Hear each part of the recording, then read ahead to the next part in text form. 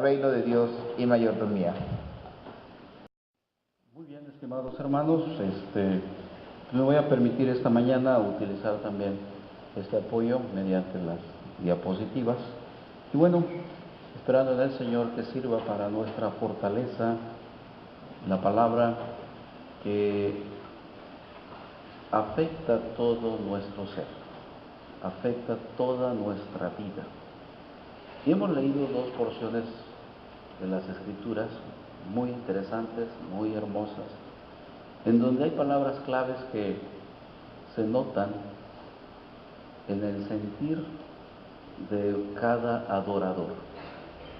Por ejemplo, el gozo, la alegría, asimismo también la voluntariedad, de tal forma que existe en el corazón de un adorador, tanto en Corintios como en Crónicas, ese interés por participar en la obra de nuestro Dios. Hemos buscado en este año 2015 con el consistorio que cada uno de los domingos tenga un énfasis principal, y por eso este domingo solamente es recordar que tiene el énfasis en la mayordomía. El segundo domingo es un momento para recordar el pacto, cuando así hubiese bautizos o alguna celebración especial de aniversario, que el próximo domingo es el aniversario de nuestra sociedad femenil. Y el tercer domingo tiene un carácter de evangelización, y el cuarto domingo pues el énfasis está en la Santa Cena. Cuando hubiese quintos domingos, entonces el propósito es también fortalecer nuestra fe a través de las disciplinas espirituales. Pero bueno, esta mañana, por la gracia y la soberanía de nuestro Dios, providencialmente nos invita a meditar en el concepto de reino de Dios y mayordomía. Hay un texto en donde leímos, primero de Crónicas, capítulo 29, versículo 11, cuando dice el rey David: tuya es, oh Jehová, la magnificencia y el poder, la gloria, la victoria y el honor, porque todas las cosas que están en los cielos y en la tierra son tuyas. Tuyo, oh Jehová, es el reino, y tú eres excelso sobre todos. Este es un versículo precisamente que nos recuerda el reinado de nuestro Dios. Esto significa que toda la autoridad le corresponde a nuestro Dios, porque Él es el Rey y además tiene todo el territorio para ejercer su reinado. Por eso la reflexión es reino de Dios y mayordomía. Y lo pusimos intencionalmente el concepto de mayordomía allí con letras más pequeñas, porque es derivado, está por debajo del concepto general. Lo principal es el reino de Dios. Todo es de Dios, todo es tuyo, dice el salmista también. Y luego entonces nosotros solamente somos administradores. Entonces, bueno, procedamos. Y el apóstol San Pablo, también con el énfasis de reino de Dios, en Romanos capítulo 11, versículo 36, dice, en otras palabras, lo que está diciendo el rey David: porque de Él, por Él y para Él son todas las cosas. A Él sea la gloria. Entonces, lo que estamos nosotros visualizando esta mañana es recordar, repasar el reino de Dios, donde Él es el Señor de todo lo que existe. Dios es el dueño absoluto, y aquí lo vamos a ver en tres áreas. Dios es el dueño absoluto por virtud de ser creador de todo cuanto existe. Recordando Génesis 1, en el principio creó Dios los cielos y la tierra. Él es el dueño absoluto de todo cuanto existe. Por eso hablamos del reino de Dios. Todo el reino le pertenece. ¿Por qué? Porque es el dueño absoluto de todo cuanto existe. ¿Por qué le decimos dueño absoluto? Pues porque Él es el creador de todo. Pero además, Dios es dueño absoluto por virtud de ser el redentor del hombre. Ahí también colocamos algunas porciones bíblicas en donde nos habla precisamente de la redención. Dios no solamente nos creó, sino que además nos ha salvado, nos ha rescatado del poder del pecado y de la muerte. Esto es la redención. Él cubrió el costo, pagó el costo para traernos la salvación. Entonces, es nuestro creador, pero también es nuestro redentor. Luego entonces, Dios es el dueño absoluto por virtud de ser administrador de las riquezas. Todo depende de ti. Todo depende de nuestro Dios. Él es entonces el que provee, Él es entonces el que da dones, Él es entonces el que nos da habilidades. La vida, todo viene de Dios. Creo que eso tendríamos que tomarlo muy en serio y dejarlo muy en claro en nuestras vidas. Estamos tomando en cuenta la soberanía de Dios, el Rey de Reyes, el Creador absoluto, el Redentor y el administrador de las riquezas y posesiones.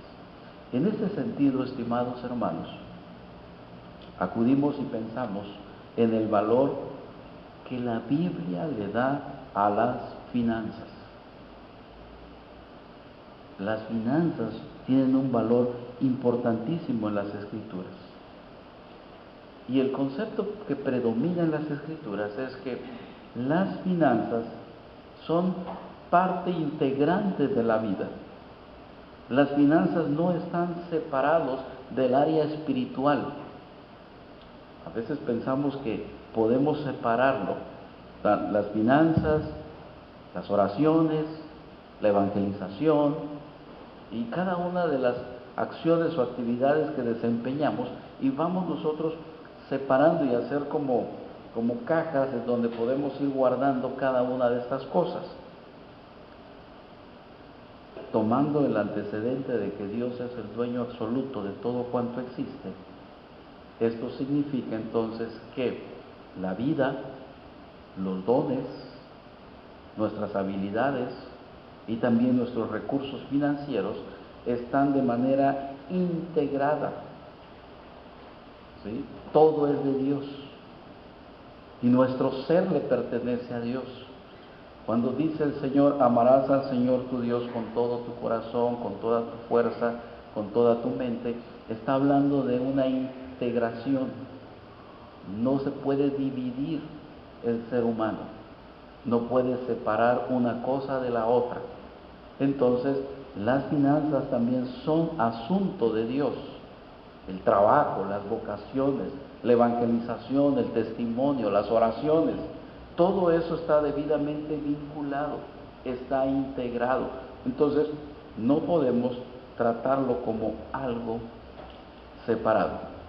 Las Escrituras le dan un valor grande y le concede un lugar importante en la relación del hombre para con Dios. ¿Qué más podemos decir?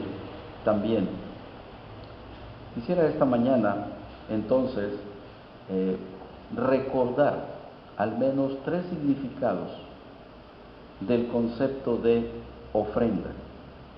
Primero, hay una palabra en hebreo que es minhag. Se usa muchas veces en el Antiguo Testamento para referirse a un don o presente de una persona para con otra.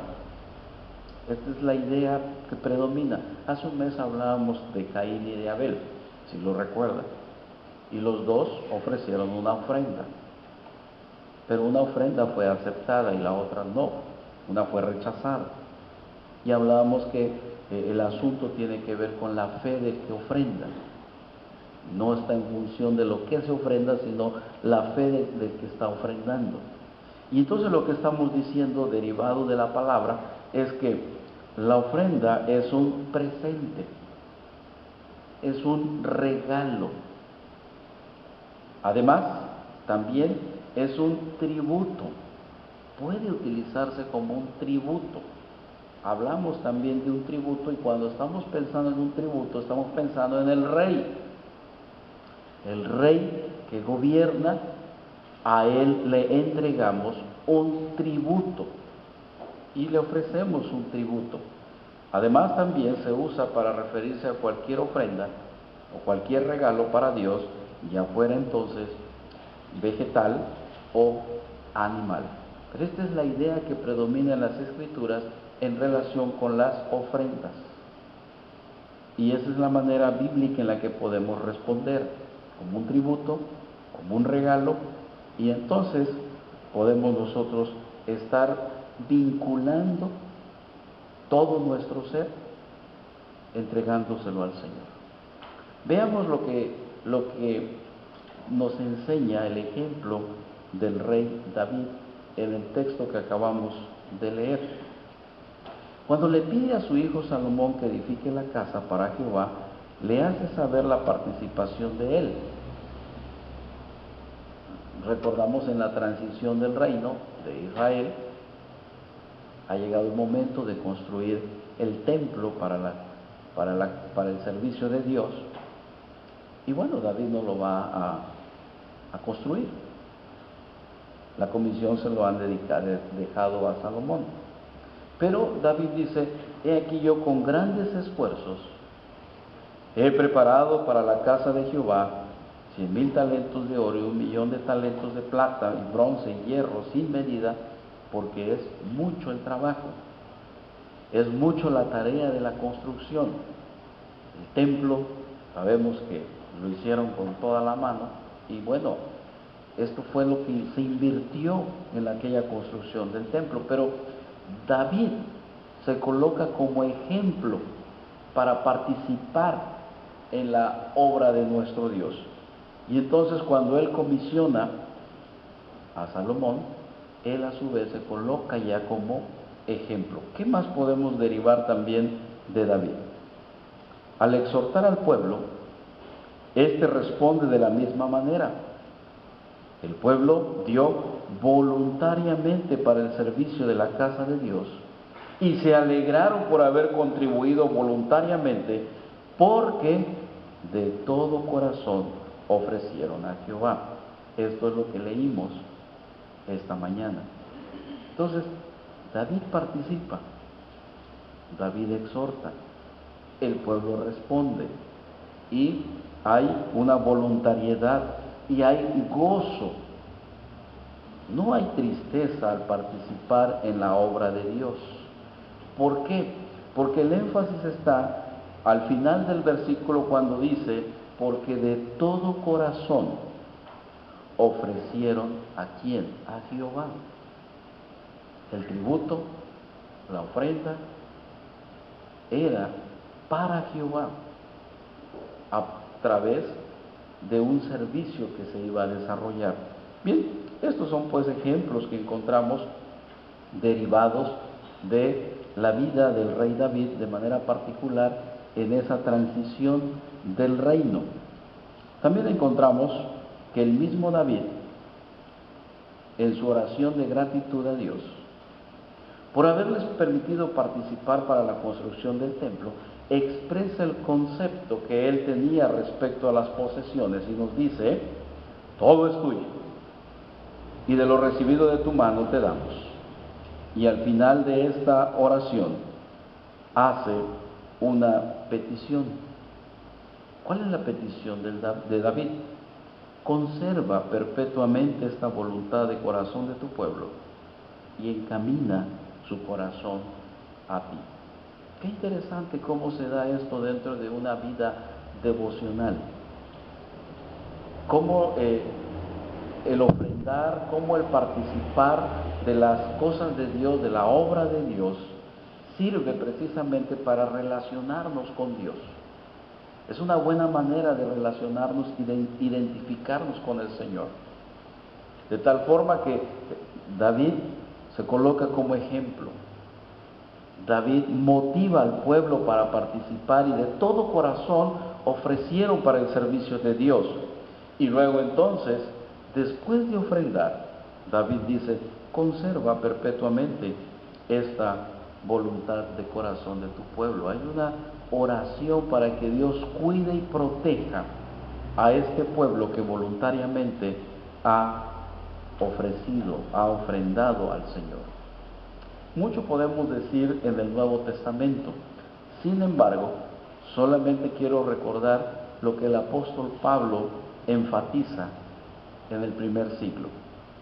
El apóstol Pablo en sus escritos menciona muchas veces la participación del cristiano con sus dádivas y lo considera como algo que debe ser natural, y además recomienda que si se abunda en fe, en palabra, en ciencia, en toda solicitud, también debe de abundarse en la gracia de dar. Por eso estamos pues enfatizando la integración de cada uno de los elementos de nuestra vida. Si abundas en oración, si abundas en testimonio, si abundas en la proclamación del Evangelio, el apóstol Pablo dice: también abunda en la gracia de dar, en la gracia de contribuir. Y el apóstol Pablo dice: el que siembra escasamente, cosecha escasamente. Y el que siembra generosamente, generosamente también cosechará. Esta es la ley de la siembra y la cosecha. Y en el Nuevo Testamento también me llama la atención el ejemplo de la viuda en los evangelios. Cuando la viuda no solamente dio el diezmo, sino que dio todo lo que tenía. Tenía 2 blancas, 2 monedas más pequeñas, sin embargo, eran su sustento, y sin embargo lo dio todo para el Señor. Por eso, lo que predomina en el Nuevo Testamento es la gracia de dar, y que abunde de tal manera que sabemos que no hacía falta nada en la iglesia del primer siglo. Esto pues es lo que la Biblia enseña sobre el valor de las finanzas. Pero luego, ¿qué quiere decir todo esto aplicado a nuestras vidas? ¿Qué enseñanza se deriva? El momento en que adoramos a Dios con nuestra ofrenda es importante. ¿Por qué? Mire por qué. Expresa simbólicamente la entrega de su vida misma. El ofertorio es un momento de adoración. Y entonces, cuando usted entrega aquellos dones al servicio de Dios, está entregando su vida, porque el dinero que deposita lo ha obtenido después de haber invertido su talento, su energía, su tiempo, o sea, su misma vida. Y esto es lo que Dios quiere de sus hijos. Dios quiere que usted le entregue su vida. Esto es la idea de consagración. Esta es la idea de entregar y comprometernos al Señor. Y entonces cuando hablamos de un compromiso, estamos hablando de entregarle nuestra vida a Dios. Todo nuestro ser, todas nuestras fuerzas, toda nuestra mente, se lo entregamos a Dios, porque es de Dios. Luego entonces, en ese sentido que estamos platicando, de integrar los elementos, es por eso que no se puede separar una cosa de otra. Por eso cuando nosotros estamos en nuestro trabajo, allá está nuestra vida entregada al trabajo. Si hablamos de familia, está nuestra vida entregada a la familia. Y cuando hablamos de iglesia está también nuestra vida entregada a la iglesia. Pero cuando hablamos de vida es cuando tenemos que hablar de una integración. Y la vida entonces es energía, es fuerza, es tiempo, es talento, es dones y es dinero. Eso es el concepto de vida. Y eso es lo que dice el Señor cuando todo es tuyo. Y entonces de lo recibido de tu mano, nosotros también te damos. Por eso no podemos separarlo. Cuando elevamos oraciones, cuando entonamos alabanzas, cuando escuchamos la palabra, cuando también estamos en el ofertorio, nuestra vida está entregada, nuestra vida está consagrada. Y no separamos las monedas, pero no separamos la plata de la vida. La plata es la vida, el tiempo es la vida, las oraciones son la vida.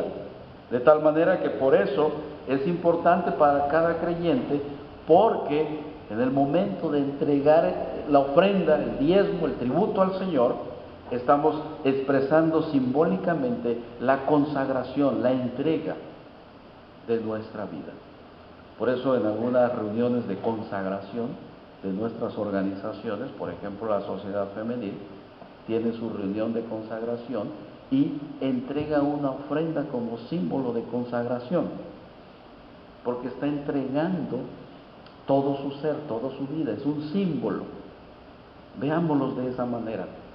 El valor de las finanzas en la vida del creyente significa la entrega total de nuestra vida. Además de ser un acto de entrega personal en la adoración, el creyente debe saber también que cuando ofrenda, manifiesta de una manera práctica su lealtad y consagración a la causa cristiana. Esto es lo que predomina en el momento de la entrega: lealtad y consagración a la causa cristiana. Miren qué interesante entonces, hermanos, la forma en la que la Biblia enseña acerca del valor de las finanzas. Es importante para la vida del cristiano pensar y decidirse a adorar a Dios por medio de su ofrenda, porque al preparar su presupuesto personal puede darse cuenta con claridad qué lugar ocupa Dios y su obra en su vida. ¿Qué lugar ocupa Dios? ¿Qué lugar ocupa la obra de Dios en nuestra vida? Y cuando Dios ocupa el primer lugar en este aspecto, el cristiano manifiesta su dependencia de Él y la confianza que tiene en sus promesas. Cuando nosotros entregamos y cuando nosotros nos consagramos, nos comprometemos, estamos manifestando nuestra dependencia de Dios. No confío en esta plata, confío en el dueño de la plata. Confío en el creador y en el sustentador y el proveedor. Dependo de Dios completamente y por eso entrego esta ofrenda como símbolo de mi consagración. Miren qué interesante. Dios ocupa el primer lugar en nuestras vidas cuando Él tiene el señorío sobre todo nuestro ser, sobre toda nuestra vida.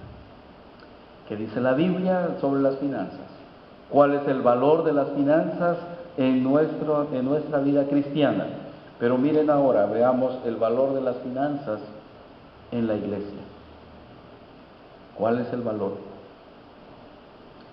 Y aquí lo que queremos decir muy breve. La obra de Dios en nuestros días cuenta con planes, proyectos, objetivos, anhelos. Deseamos alcanzar muchas personas para Cristo, ver vidas y familias transformadas, pero se requiere el respaldo financiero de parte de todos los miembros de nuestra iglesia para poder avanzar, para poder crecer, para poder alcanzar familias para el servicio de Dios, se requiere entonces el respaldo de cada uno de los miembros de la iglesia para que este trabajo pueda fortalecerse y pueda dar fruto.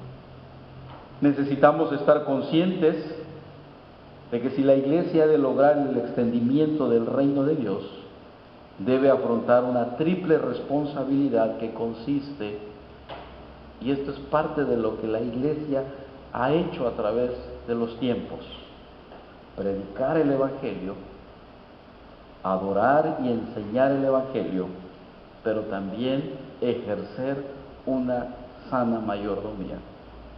Es una triple responsabilidad de la iglesia, y la iglesia somos nosotros. La iglesia entonces predica el evangelio, la iglesia evangeliza, la iglesia busca medios para poder llegar a hombres y mujeres para que puedan ser transformadas por el poder del evangelio. Adoramos, alabamos, glorificamos, cantamos, nos educamos en la palabra, crecemos en la gracia, crecemos en el conocimiento de la voluntad de Dios. Pero además, no debemos descuidar también una sana mayordomía, una correcta administración de los recursos con el sentido bíblico que hemos considerado esta mañana. Algunas de las necesidades básicas para la triple responsabilidad de nuestra iglesia. Aquí tenemos apoyo pastoral, instalaciones, materiales educativos, capacitación, entrenamiento, talleres, cursos, además la evangelización y desde luego el mantenimiento de cada una de nuestras instalaciones. Y en ese sentido nuestra iglesia tiene muchas necesidades básicas para cumplir la triple responsabilidad. Y además tenemos campos en Juárez, Pesquería, en Apodaca, en García, en la Nueva Madero, aquí al sur de la ciudad. Hay muchas oportunidades para que el reino de Dios pueda extenderse. Por medio de nuestras ofrendas, el reino de Dios se puede seguir extendiendo, pero en respuesta a nuestro compromiso, en respuesta a nuestra consagración. No se trata meramente de dinero, se trata de la vida entregada a los pies de nuestro Dios. La vida misma es la que debe ser ofrecida a nuestro Dios. Y un principio bíblico que siempre insistimos es el diezmo, y con esto vamos a concluir. La 10ª parte de las entradas o ganancias netas dedicadas a Dios para fines religiosos y como expresión de adoración a Dios para extender el reino de nuestro Dios. Este es un principio bíblico que nos ayuda a tomar decisiones básicas en función de las finanzas, tal cual lo presenta las Escrituras. El diezmo es un principio bíblico y ayuda entonces para adorar a Dios, para consagrarnos delante de Dios, pero también para cumplir con el triple oficio de la iglesia. Concluimos con esta diapositiva. Diezmamos porque nosotros reconocemos que Dios es dueño de todo y todo lo que recibimos procede de Él. Dios no ha dejado de ser el dueño del universo. Diezmamos porque el cumplimiento de la gran comisión demanda gastos diversos. No diezmamos por fuerza ni siquiera por necesidad, sino por voluntad y con agrado, porque hemos propuesto en el corazón darlo para el extendimiento del reino de nuestro Dios. Finalmente, queremos decir, solo a Dios damos la gloria, porque de Él, por Él y para Él son todas las cosas. A Él sea la gloria. De tal manera que todo nuestro ser, toda nuestra vida, que incluye dones, tiempos y recursos, esté entregado a los pies del Señor y sirva para el triple oficio de nuestra iglesia. Que Dios nos bendiga, que Dios nos prospere, que Dios nos mantenga con buena salud, que Dios bendiga nuestro trabajo y que sigamos cumpliendo con la gran comisión. Amén.